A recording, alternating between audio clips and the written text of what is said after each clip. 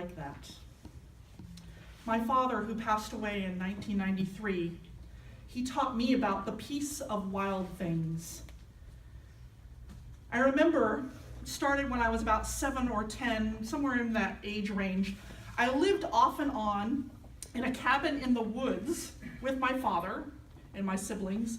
It was in the Wallowa Mountains in eastern Oregon. So this is the Wallowa Lake. Those are the Wallowa Mountains.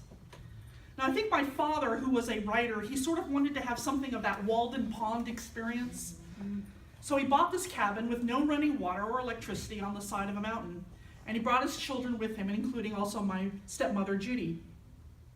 Some of my favorite and early memories are of walking in these woods with him, often to overlook this lake. Actually, if you see the ridge on the right there, our cabin was just on the other side of that. So we would climb up that ridge that overlooked the lake. At first, I really didn't understand what my father was teaching me about being out there. But I did notice, even when I was young, that my father was kind of different when he was in the mountains. In the city, he seemed, I don't know, a little grumpier, a little less approachable.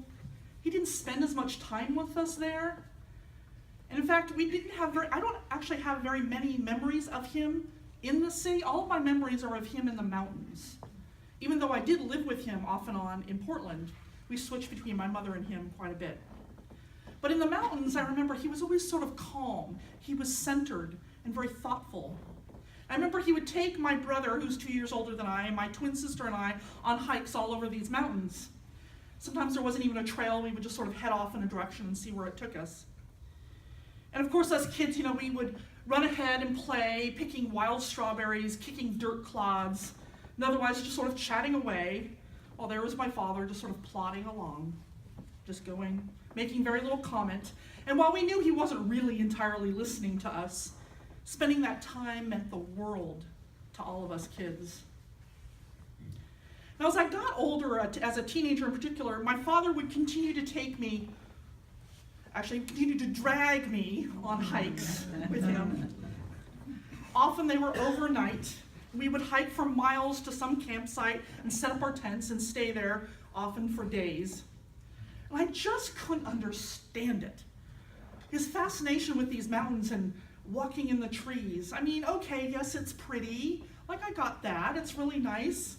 But camping was so uncomfortable. It was cold, and even when you had long johns. And the ground was really hard, and the food was just, freeze-dried stuff you put hot water in. And it was such hard work to get there. I thought the vistas were nice. I just didn't understand why my father wanted to spend so much time hiking and climbing in the mountains. And I think he became a little bit frustrated with me and many of his daughters who didn't share his enthusiasm for the outdoors. My brother kind of seemed to, but he seemed more interested really in just climbing something. He just was always off climbing. But years later, one summer, I finally got it. I got what my father understood about the mountains and the trees. And it was the summer I spent in Alaska. I was about 27 years old. I was out in the middle of nowhere. So this is Yes Bay Lodge. You can see this is taken from a float plane looking down on the lodge. And as you can see, there are no roads that go to this place. The only way to get there is either an hour by float plane or by boat. It is literally in the middle of nowhere. A friend of mine had told me about this place because he'd worked there as a fishing guide in the summer. And he said, well, why don't you come along and you can work in the office and that sort of thing. And he made some good money, and I was about to go off to Greece for a year. So I was about 27 years old. I was in graduate school. I was studying Greek and Roman archaeology. I just received a Fulbright to study in Greece for a year. I was at the top of my game academically. I was on the road to a great career, and I was absolutely miserable. I didn't even know why. I just knew I was unhappy. I was becoming so in my head, I felt disconnected from the people that I loved, from myself. I felt like I was losing touch with who I was. And a lot of this is 20/20 hindsight. At the time, I just knew I was desperately unhappy. I remember I saw my life planned out for me for the decades to come. I would get tenure, and then I'd do this, and all that sort of thing. And it all seemed so bereft of joy. So I came to this lodge in this state. Now we worked there for 6 days a week, and I worked in the office, helped check the guests in. But as you can see, there's nothing to do around there, right? So in the mornings or the afternoons when I wasn't working on our day off, we would just go walking in the woods. And it was there that I encountered something that I think my father wanted us to experience. I noticed that my mind started to slow down. I began to experience that peace of wild things. I learned that this peace, this kind of peace of wild things, it's the absence of that sense of tension about who you are. And it's finding a strength in yourself to be just who you are, not what other people expect of you. I began to listen to who I was, who I wanted to be. Instead of despairing about the future, I began to be hopeful about it. Because it seems kind of a contradiction, doesn't it? The peace of wild things. Those two words together, not something you would normally put together. It doesn't normally think of wildness as peaceful. But being wild is not about chaos or craziness and that hecticness that we find ourselves in our daily lives. Being wild means being untamed. I think sometimes in our lives we tame ourselves. We take the wild out of our lives and we live with shackles of our own making. In that wild place of Alaska, I was able to hear the cries of my spirit and to listen to them. I found a strength there in the wild. It's the strength that comes from being untamed. A strength to leave all the expectations of my family and myself and to forge a new road. It wasn't easy, and it led down many curving roads, and eventually it did lead me to my ministry. Because wild things don't know about the worries of the future, right? The wilderness doesn't fret over becoming someone it doesn't like. The wilderness just is. It's unabashedly wild. This piece of wild things helps us humans remember who we are and what our priorities in life are. That we want happiness over living at the expectations of others. We want peace over that sense of busyness that is always going on in our lives. We want love over fear. And it reminds us of all these things. Because I think the problem with being human, one of our real big problems, is that we think too much. Right? We've got these highly developed brains.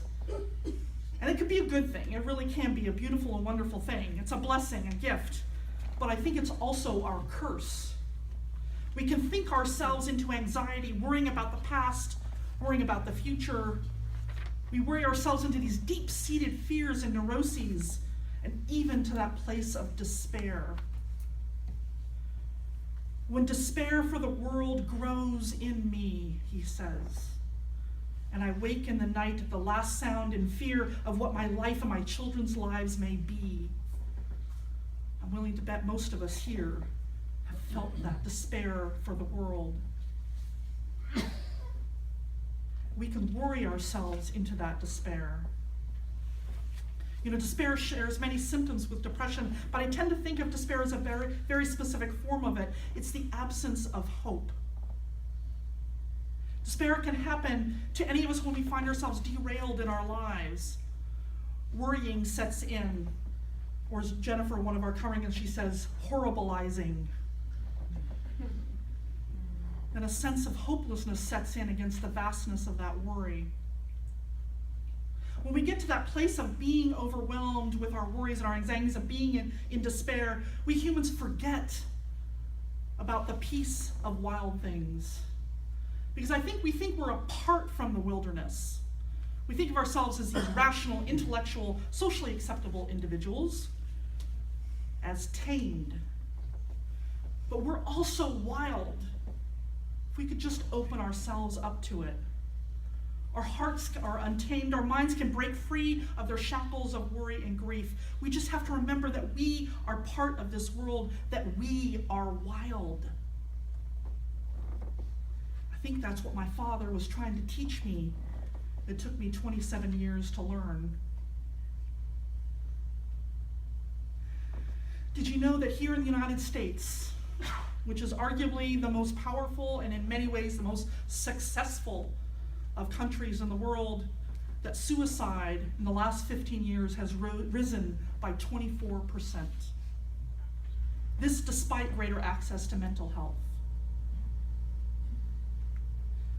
And did you know that this is predominantly among white middle-class women? In fact, we hear a lot of the times about homicide in the news. For every homicide in this country, there are 2 suicides. Despair is taking hold of the world. And it's been this way for a while. Starr King, that Unitarian Universalist minister from our opening words today, back in the 19th century, in 1863, he wrote this. He said, "The great bane of modern life is materialism. Materialism, the divorce of spirit from the power, order, beauty, and bounty of nature. We look upon nature as a machine, a play of forces that run of necessity and of course. We do not bow before it with wonder and awe as the manifestation of a present, all-animating will and art. In other words, we see nature as something separate from ourselves, divorced from it, something to be tamed rather than letting it teach us about being wild." You know, we Unitarian Universalists, we have these wonderful 7 principles, and our 7th principle, it tells us that we affirm and promote the interdependent web of existence of which we are a part. It's such an intellectual way to say something so poetic, in my opinion. It's just so important, all these big words. It reminds us that we are part of that wildness. It's not just about taking care of it, but we are a part of it. It's when we see ourselves as separate from it that we lose our sanity, quite literally, and we drift into despair. We think because we walk upon this earth with our shoes and concrete separating us from the earth that we're separate from it. But when we can feel that earth, put our toes in the grass or the dirt, when we can remember our wildness, we come back to ourselves. We can find that strength we didn't even know that we had. And then we know peace. That peace of wild things. It's like our story today, the wilderness. If we can hear it, it helps us remember what's really important. The home, beauty, breathing.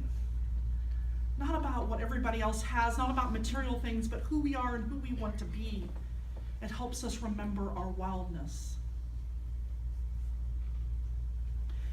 Most of you know about Henry David Thoreau. He built that cabin in the woods and lived there for 2 years, 2 months, and 2 days.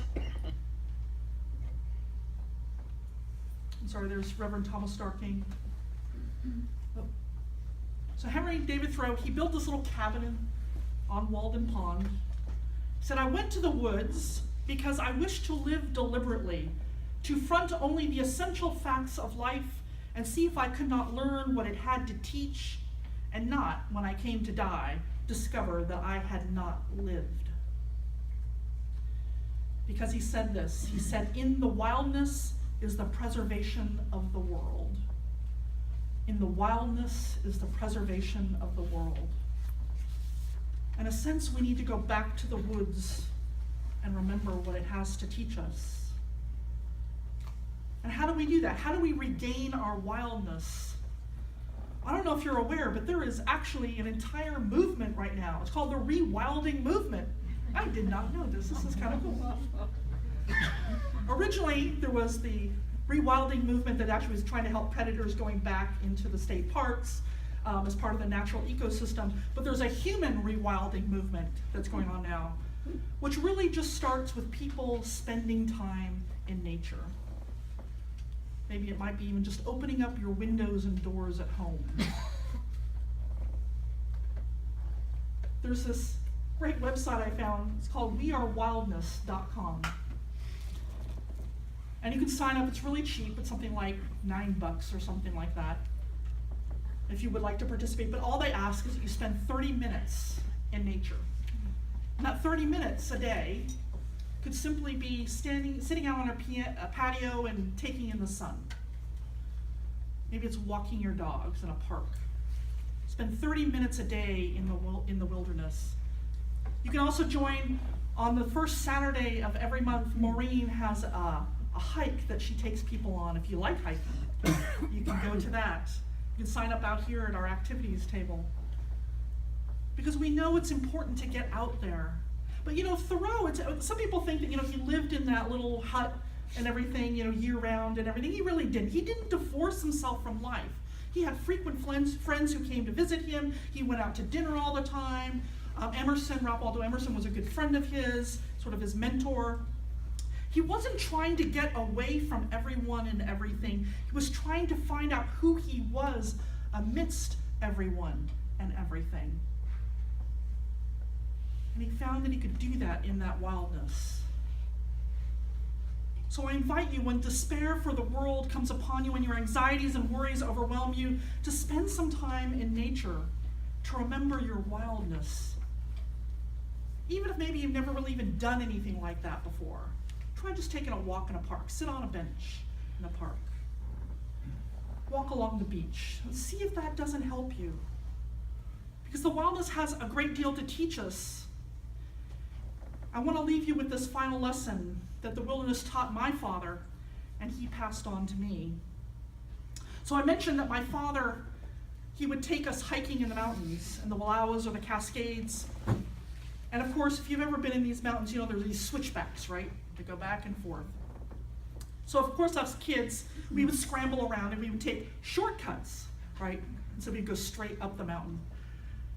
And I remember we'd be playing and chatting, and of course, my dad would be plodding along. He carried the bulk of it on his backpack, and all those kids were scrambling around.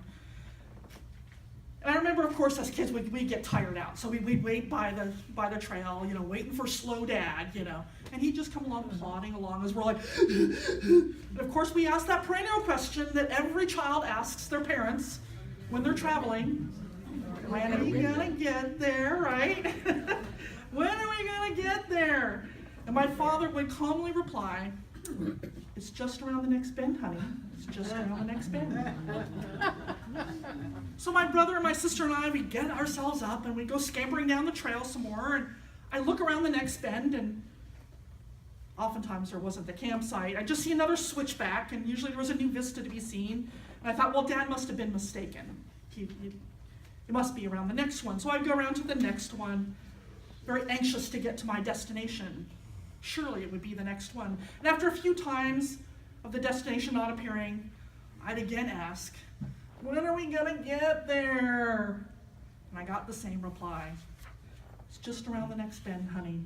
It's just around the next bend." But you know what? Eventually he was right.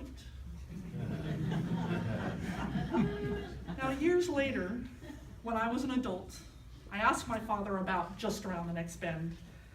Had he been lying, or did he just not really know when we were going to get there? And I remember he looked sort of a little sheepish and kind of apologetic, and he said, "Well, it got you there, didn't it?" So now, when sometimes despair for the world, when it gets to me, I remember those hikes with my dad. I remember Alaska, and I think to myself, just around the next bend, honey. Just around the next bend. And eventually, I'm right. May you enjoy the peace of wild things.